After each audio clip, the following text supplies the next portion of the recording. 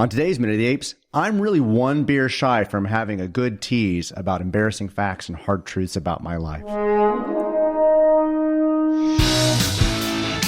Take your stinking paws off me, you damn dirty ape! Exercise with an ape maker, human down. It talks. We are the keepers of the divine bounds. It is our only reason for survival. We are determined to know what the apes want, war or peace. The only good human is a dead human! The Minute of the Apes. The Minute of the Apes. The Minute of the Apes.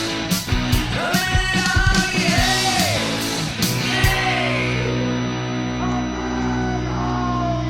Hello and welcome to Minute of the Apes, the daily podcast where we break down every minute of the Planet of the Apes movies 1 minute at a time. It is Monday. And that was Sean, and this is Richard. It's me. We're all here together. It's Escape from the Planet of the Apes. Yes, it is. How are we all doing? Good. I Great. have heat at home, so I'm happy. Yeah, as you guys hear this, you will hear them sequentially. It won't sound like we had to take a break, but Sean's had a little bit of a downturn, at least here recently. We've had some other things, so it's been a while since we've been in a room together. Yeah. And I always bring the heat. You... there were so many. I was going to go Heatmeister or whatever that song was. I was going to sing that for you. Do you remember that? Yes. You don't remember that? From No. Rudolph? I actually make that joke all the time. Oh, do you really? I make the joke all the time. If you've ever looked at my Facebook, I think I do it like every season. There's a split screen of me and the Heatmeister. Oh, really? Yeah. Because I wake up with hair like that. I also did Syndrome from Incredibles. Incredibles, yeah. Oh yeah. Yeah. Damn it. Any of those ginger characters, I have to take them as my own. Okay. I from now on, I can't. I'm gonna have to look at everyone and see if you can be that person. Yeah, it's true. It's true. So let's start off Monday. We got minute 26. Yep. Sean, what's going on? All right, we're going to start minute 26 with the senator asking if Zira has a name and ends with the gallery applauding Cornelius's witty remark. And here comes minute 26 of Escape from the Planet of the Apes. Have you a name? Zira. Certainly she can articulate, which in itself is extraordinary. But Dr. Dixon, are we to infer that Zira is her name or some phrase in her own language? Infer what you will, Mr. Chairman. I suggest you rephrase the question. What is your name? Zira. One might as well be talking to a parrot. A parrot? Mechanical mimicry, unique in an ape, vocally, without a doubt. But does the other one talk? Only when she lets me.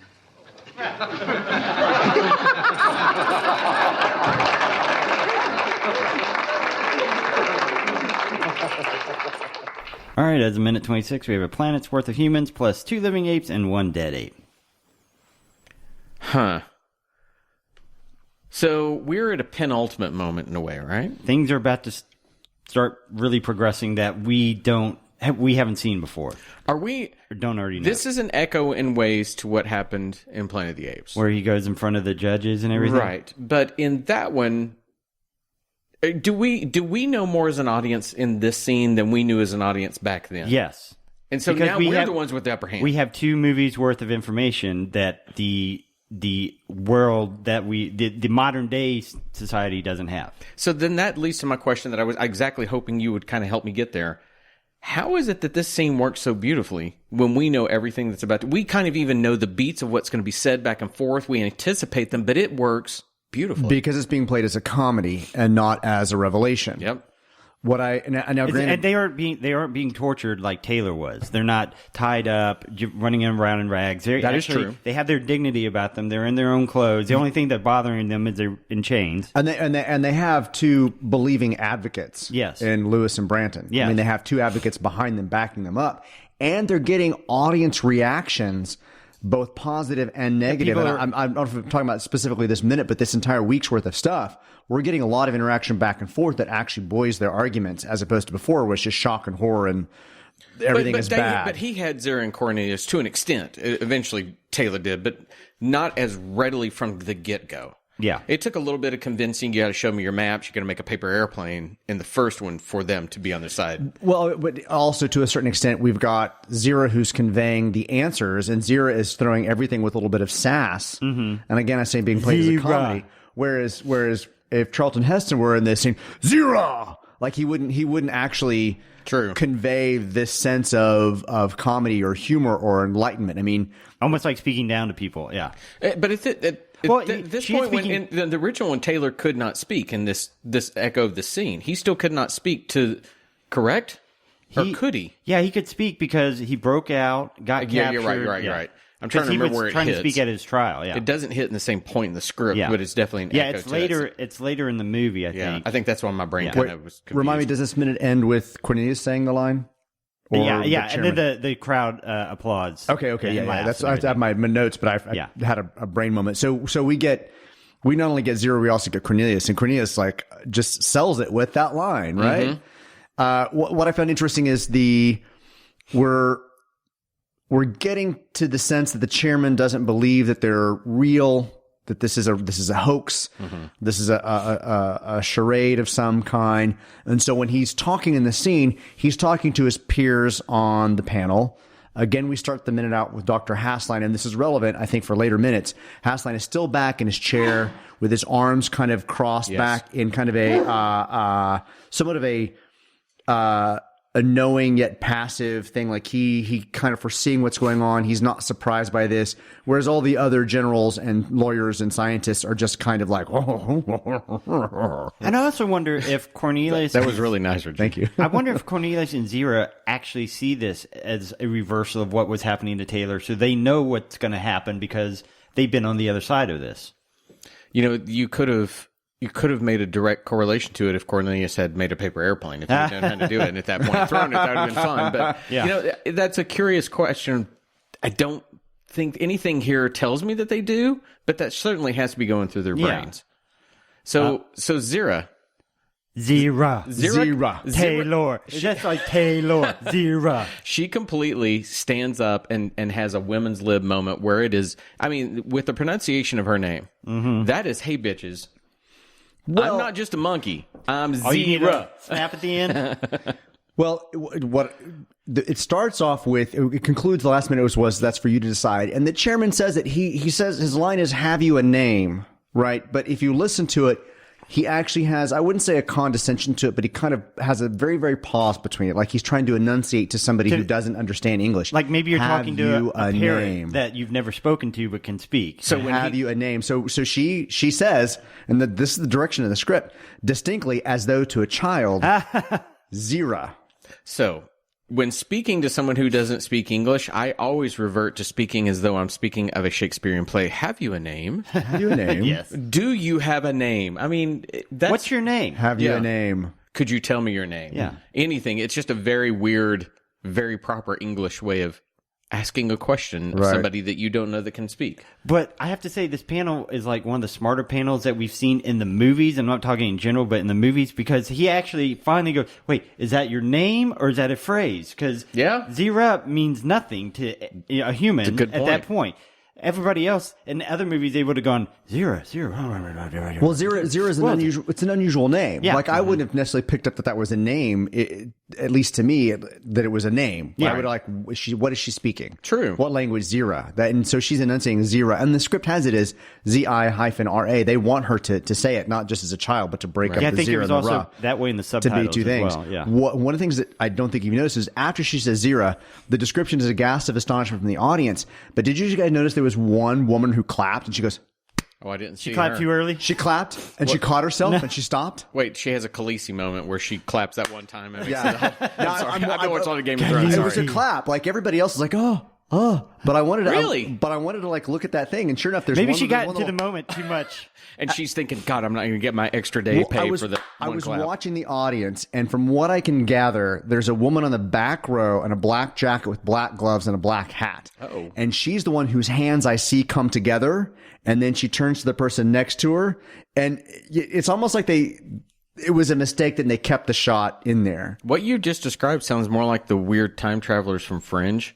Oh, They would always be in the back of everything. Yeah. All right, so we have a new sequel to this movie where there's actually time travelers. She's the woman in the back. Yes. watching it. Yeah, there you go. She's got her own movie right Once there. again, if anyone wants to write a comic about Planet of the Apes, you can thank us, at least in your notes. We'll This is zoom a- in, and it's really Winona Ryder, and you know, This she's, is our Tales from the Cantina. Yes. so what I found that really, really interesting. And then the next part where he actually, and he's no longer talking to Zira, he's now talking to the panel itself, trying to explain what he just heard, right? What his belief. Certainly she can articulate, which in itself is extraordinary. But Dr. Dixon argued infer that Zira is her name or some phrase in her own language, which means, and what I like is that Lewis interrupts her, Dr. Dixon interrupts her, and he's so Smug. Yeah. I have in my notes. He's acting pretty smug for not having created it, just stumbling into it. Right. Infer what you wish, Mr. Chairman. I suggest you rephrase the question. And what I love is we now follow him walking back behind Zira and Cornelius, and now sitting down with Dr. Brenton, and both of them just have those looks on their face like, oh, Here it they're goes. gonna let him have it. Here it comes, bitches. They got pull out the popcorn. It really was just kind of, he didn't say remain standing. I did find it interesting that he did Sit down and- retire, yeah. recline, whatever you would call that, just to kind of move out of frame to let them Zira be and the Cornelius center, now yeah. be the ones being interviewed instead of remaining in some type of command position. Yeah. What is a command position? Let me draw you a diagram. I can pull it up on the internet if you'd like to see. I really don't want to know. Instead of remaining in a dominant position. So then he sits down and the chairman says, "What is your name?" And he emphasizes the is. It's actually emphasized in the script, and she repeats it again.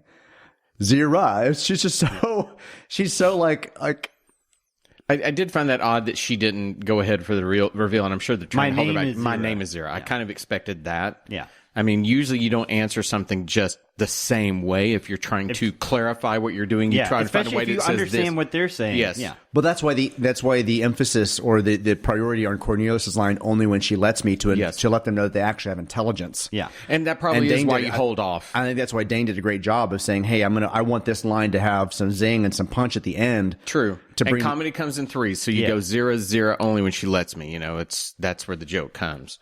And there was some stuff that was taken out, and maybe that's why. So, after she's go ahead. If we can, just because we touched on it, I also think Dane's choice with only when she lets me is a beautiful nod to the love that these two characters have. And that keeps being something I think that drives everything we've seen is we know they are in love.